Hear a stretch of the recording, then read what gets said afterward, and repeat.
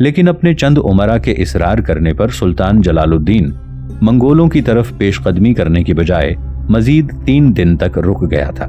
منگولوں نے اس غیر متوقع توقف کو سلطان کی کمزوری پر محمول کیا اور وہ یہ سمجھ کر بیٹھ گئے کہ اب وہ ان پر حملہ آور ہونے کی جرت ہی نہیں کرے گا۔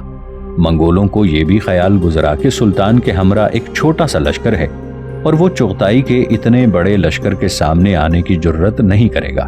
چنانچہ سلطان کی طرف سے بے فکر ہونے کے بعد چغتائی نے اپنے 2 بڑے بڑے لشکر مختلف سمتوں کو روانہ کیا تاکہ وہ اپنے لشکر کے لیے خوراک اور رسد کا سامان حاصل کر لیں، اور دوسری طرف سلطان جلال الدین کو بھی چغتائی کے اس فیصلے کی خبر اس کے جاسوس بر وقت دے چکے تھے۔ اس کے علاوہ سلطان کو عین اس موقع پر یہ بھی خبر ملی کہ پاسبانوں کا سپہ سالار بڑی تیزی کے ساتھ اپنے لشکر کے ساتھ اصفہان کی طرف رخ کر رہا ہے۔ یہ خبر سننے کے بعد سلطان نے اپنا ایک تیز رفتار قاصد پاسبانوں کے سپہ سالار کی طرف روانہ کیا اور اسے حکم دیا کہ چغتائی کے بڑے لشکر سے جو 2 حصے رسد اور خوراک جمع کرنے کے لیے نکلے ہیں ان میں سے ایک حصے پر وہ حملہ آور ہو اور ان کا خاتمہ کر کے وہ سلطان کا رخ کریں، جبکہ منگولوں کے دوسرے حصے کی طرف سلطان جلال الدین نے اور خان کو اس لشکر کے ساتھ روانہ کیا تاکہ وہ اس پر حملہ آور ہو اور انہیں مسلمان علاقوں میں ادھر ادھر تباہی پھیلانے کی اجازت نہ دے۔ یہ دونوں منگول لشکر بڑی بے پرواہی اور بڑی بے خبری میں مسلمان قصبوں اور شہروں کو لوٹنے کا عمل شروع کر چکے تھے کہ ان کی بدبختی ان کے سروں پر منڈلا گئی۔ ایک حصے پر پاسبانوں کا سپہ سالار حملہ آور ہوا، اس حصے کو اس نے تہس نہس کر دیا تھا، اور دوسرے حصے پر اور خان نے اچانک حملہ کر دیا۔ اس حصے میں اور خان نے 200 سے زائد منگولوں کو قتل کیا اور باقی اپنی جانیں بچا کر بھاگ گئے۔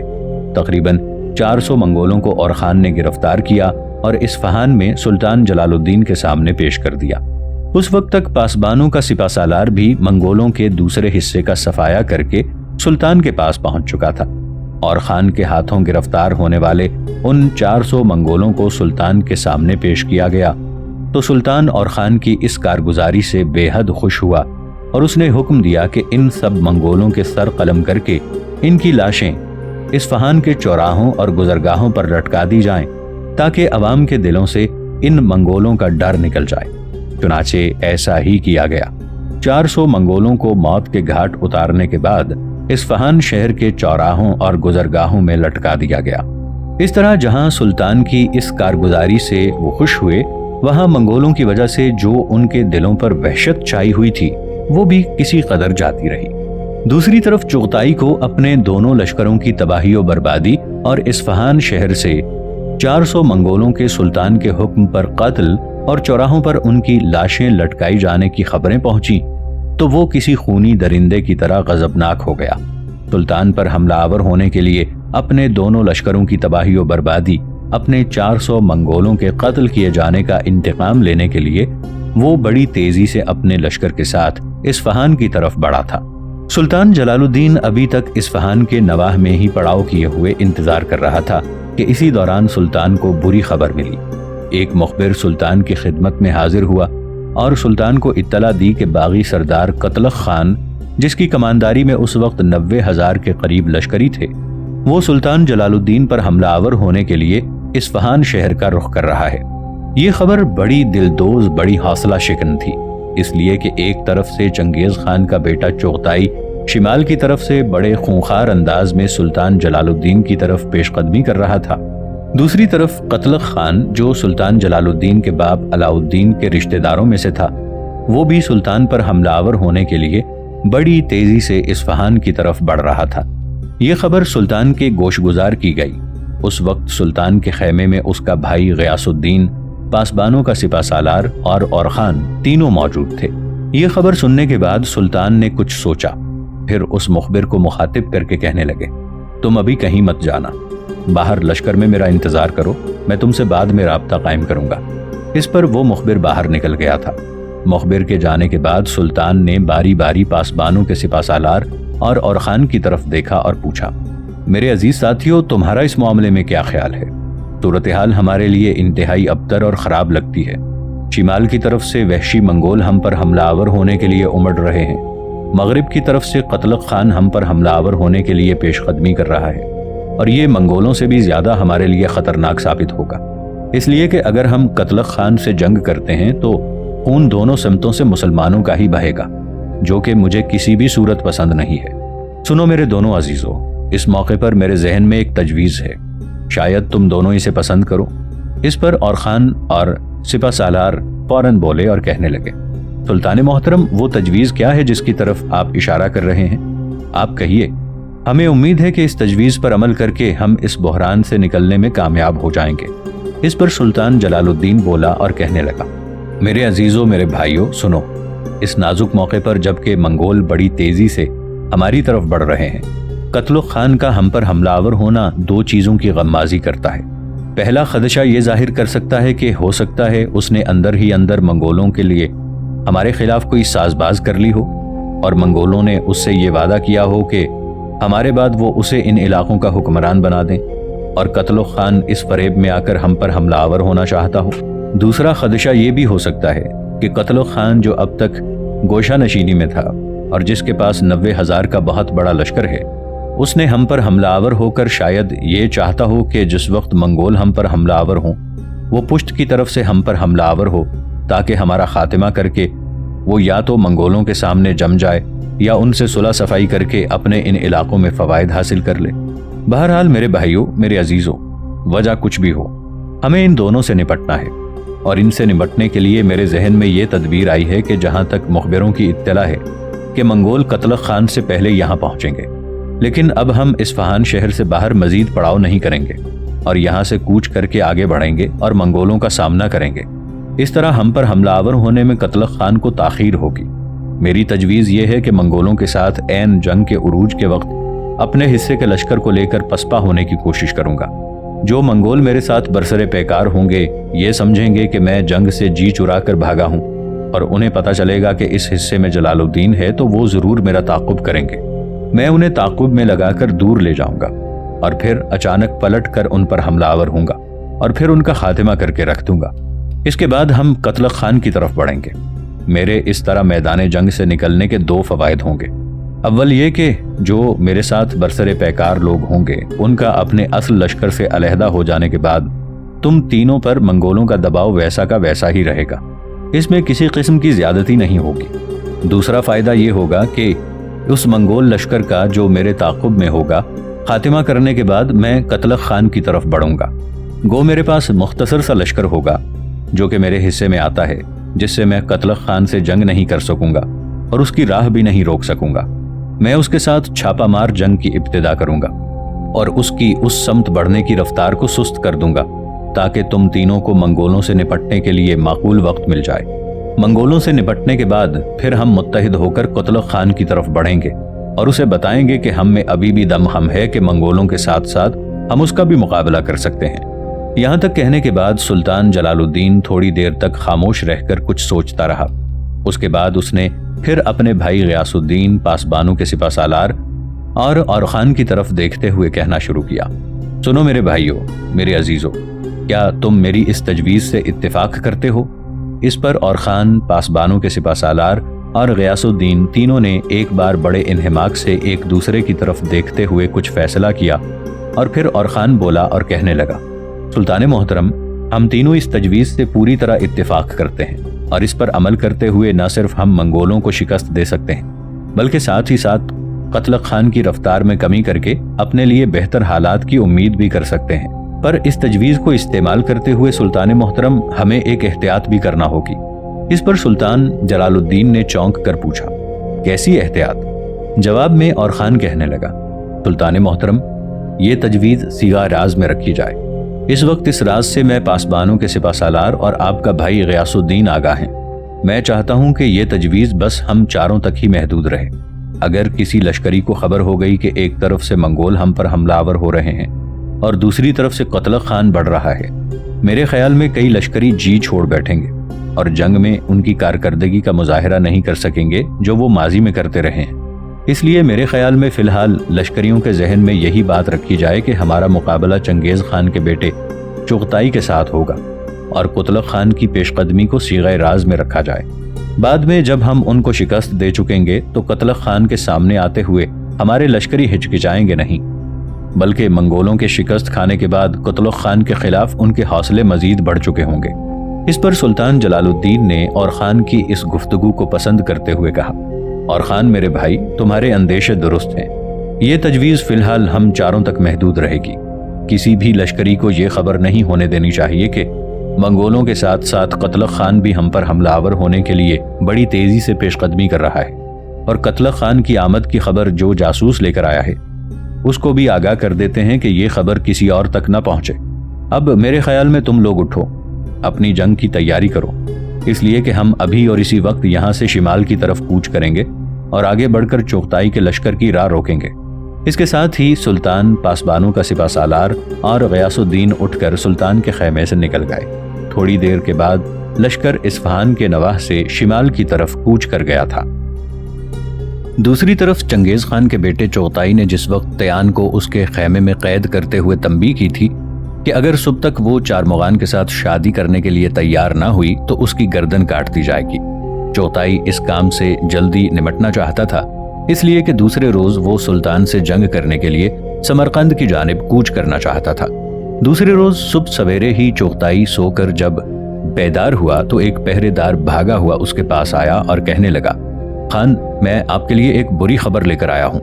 اس پر چغتائی نے تنزیہ سے انداز میں اس کی طرف دیکھا اور کہا، شاید تم یہ بتانا چاہو گے کہ مسلمانوں کا سلطان جلال الدین اصفہان سے ہماری طرف پیش قدمی کر رہا ہے۔ اس پر وہ پہرے دار بولا اور کہنے لگا، نہیں خان، میں یہ نہیں کہنا چاہتا، بلکہ آپ کو میں یہ بتانا چاہتا ہوں کہ صوبدائی کی بیٹی تیان اپنے خیمے میں نہیں ہے۔ اس پر چغتائی چونک سا پڑا اور کھا جانے والی نگاہوں سے اس پہرے دار کی طرف دیکھتے ہوئے پوچھنے لگا، اگر وہ اپنے خیمے میں نہیں ہے تو پھر کہاں ہے؟ کیا وہ رات ہی رات ہمارے سپہ سالار چارمغان کے پاس چلی گئی جس سے ہم اس کی شادی کرنے کے خواہش مند ہیں؟ قبل اس کے کہ وہ پہرے دار مزید کچھ کہتا، اتنی دیر میں چارمغان اور چغتائی کا امیر الامراء قراچہ برلاس بھی وہاں آ گئے تھے۔ اس پر وہ پہرے دار پھر بولا اور کہنے لگا، خان، میں یہ تو نہیں جانتا کہ وہ کہاں ہے۔ میں آپ سے کیا کہوں کہ اس وقت تیان اپنے خیمے میں نہیں ہے۔ جو پہرے دار اس کے خیمے کے دونوں جانب پہرا دینے کے لیے مقرر کیے گئے تھے وہ بھی وہاں نہیں تھے۔ جب انہیں تلاش کیا گیا تو خیمے کے دائیں بائیں ریت کے اندر ان کی لاشیں دفن کی ہوئی ملی ہیں۔ ان دونوں کو کوئی ہلاک کر کے تیان کو لے گیا ہے۔ اس پر چغتائی کے بولنے سے پیشتر ہی چارمغان بولا اور برہمی کا اظہار کرتے ہوئے کہنے لگا، یہ کیسے ہو سکتا ہے کہ ہمارے لشکر سے کوئی تیان کو نکال کر لے جائے؟ کیا یہ ممکن ہے؟ اسے تلاش کرنے کی کوشش کی جائے، وہ یہیں کہیں خیموں کے اندر ہی کہیں بیٹھی ہوگی۔ اس پر چغتائی اپنا فیصلہ دیتے ہوئے کہنے لگا، نہیں چارمغان، تمہارا اندازہ غلط ہے، وہ ان خیموں میں نہیں ہے، وہ یہاں سے بھاگ چکی ہے۔ اگر ان خیموں میں ہوتی تو وہ زیادہ سے زیادہ یہ کر سکتی تھی کہ اس کے خیمے کے گرد پہرا دینے والے دونوں محافظوں کی نگاہ بچا کر ادھر ادھر ہو سکتی تھی، لیکن ایسا نہیں ہے۔ دونوں محافظوں کی لاشوں کا ریت میں دفن کیا جانا اس بات کی غمازی کرتا ہے کہ کوئی اسے لشکر سے نکال کر لے گیا ہے، اور اگر یہ ہو چکا ہے تو سنو، یہ فعل، یہ کام ہماری بدترین حکمت عملی اور اسے لے جانے والے کی بہترین جرت مندی کا اظہار ہے۔ بہرحال تیان کا اس طرح سے یوں چلے جانا ہمارے منہ پر ذلت اور بے عزتی کا ایک بھرپور تماچا ہے۔ سنو چارمغان، کچھ تیز رفتار سوار مقرر کرو جو چاروں طرف پھیل جائیں اور تیان کو تلاش کریں، اور ان سواروں کو یہ بھی تنبیہ کرو کہ جب تیان مل جائے تو وہ تیان کو لے کر جنوب کی طرف لے آئیں، اس لیے کہ میں ابھی اور اسی وقت اپنے لشکر کے ساتھ جنوب کی طرف سفر کرنے والا ہوں۔ مجھے امید ہے کہ اگر ہمارے آدمی کوشش کریں تو وہ ان لوگوں کو لے آ سکتے ہیں جو تیان کو یہاں سے نکال کر لے گئے۔ اس کے بعد چغتائی نے غصے میں مزید کچھ نہ کہا اور اس نے اپنے لشکر کو وہاں سے کوچ کرنے کا حکم دے دیا۔ تھوڑی دیر بعد چغتائی کی سرکردگی میں منگول سمرقند کے نواح سے جنوب کی طرف پیش قدمی کر رہے تھے۔ کوہستانی سلسلوں کے اندر دونوں لشکر جب ایک دوسرے کے آمنے سامنے آئے تو دونوں لشکروں نے ایک دوسرے کو دیکھتے ہوئے پڑاؤ کر لیا تھا۔ جس وقت منگول سلطان جلال الدین کے لشکر کے سامنے پڑاؤ کر رہے تھے اس وقت خود جلال الدین اور خان پاسبانوں کا سپہ سالار غیاث الدین اور جلال الدین انہوں نے دیکھا کہ ان کے سامنے چغتائی کی سرکردگی میں پڑاؤ کرنے والے منگولوں کی تعداد ان کے اپنے لشکر سے کم 4 گنا بڑی ہوگی۔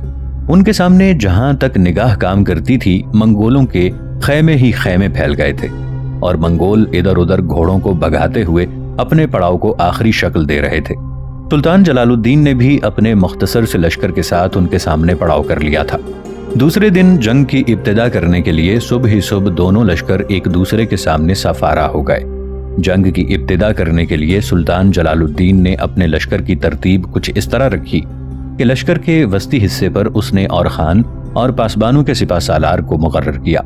लश्कर का दायां पहलू गयासुद्दीन की सरकर्दगी में दिया गया और बायां पहलू सुल्तान जलालुद्दीन ने अपने पास रखा। सुल्तान ने अपने आप को बाएं तरफ इसलिए रखा था कि वो बवक्ते ज़रूरत मैदान जंग से निकलकर मंगोलों को अपने पीछे लगाकर कुतलख की तरफ आसानी से जा सके, क्योंकि वस्ती हिस्से से ऐसा वो आसानी से नहीं कर सकता था। इसलिए उसने लश्कर के बाएं हिस्से की कमानदारी अपने पास रखी थी। दूसरी तरफ चुगताई ने भी अपने लश्कर की तरतीब सुल्तान जैसी ही रखी थी। वस्ती हिस्सा चुगताई ने खुद अपनी कमानदारी में रखा। लश्कर का दायां पहलू अमीरुल उमरा क़रा बरलास की सिपा सालारी में था और बायां पहलू चार मुगान के तहत काम कर रहा था। लड़ाई शुरू होने से थोड़ी देर पहले सुल्तान जलालुद्दीन के भाई गयासुद्दीन ने बदतरीन जफा और इंतहाई घनावने फेल का इर्तिकाब किया, इसलिए कि जंग की इब्तिदा से थोड़ी देर पहले गयासुद्दीन अपने लश्कर को लेकर सुल्तान से अलहदा हो गया और एक तरफ चल दिया। सुल्तान जानते थे कि अगर लश्करियों को ये एहसास हो गया कि सुल्तान के भाई गयासुद्दीन मंगोलों के मुकाबले में सुल्तान का साथ छोड़ रहा है, तो इससे लश्करियों के हौसले पस्त हो जाएंगे और इससे मंगोल खातिर खा फायदा उठा लेंगे।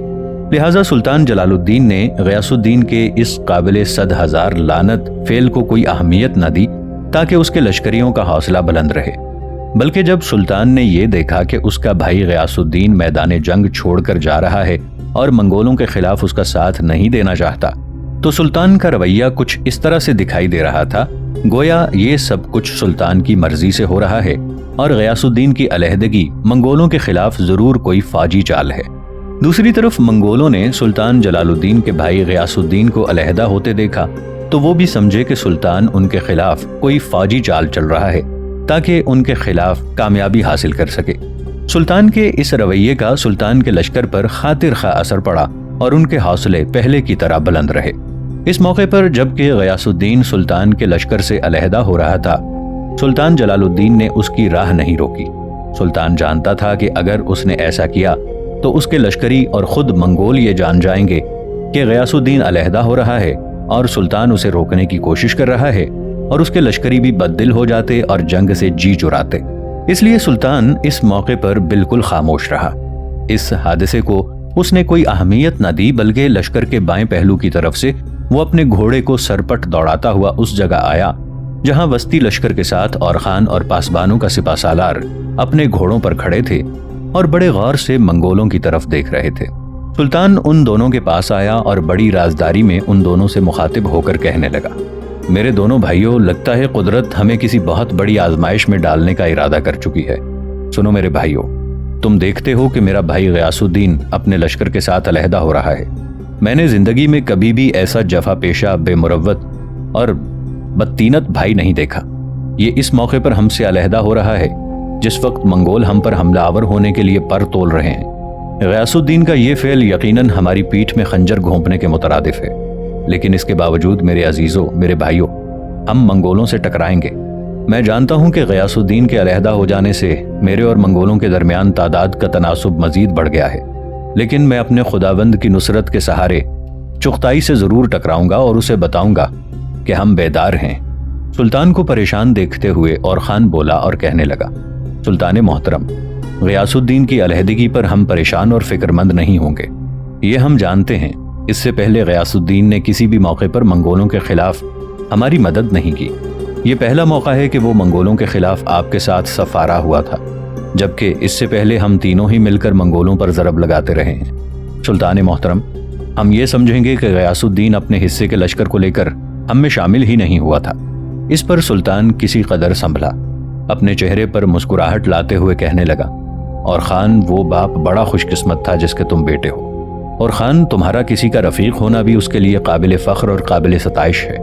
मेरे पास तुम्हारे और पासबानों के सिपा सालार जैसे जवानों पर मुश्तमिल एक मुख्तसर सा लश्कर होता तो मैं दुनिया के हर कोने में इन मंगोलों को ललकारता और इन्हें कहता कि वो जहां कहीं भी हैं मेरे साथ कुव्वत आजमाई कर लें।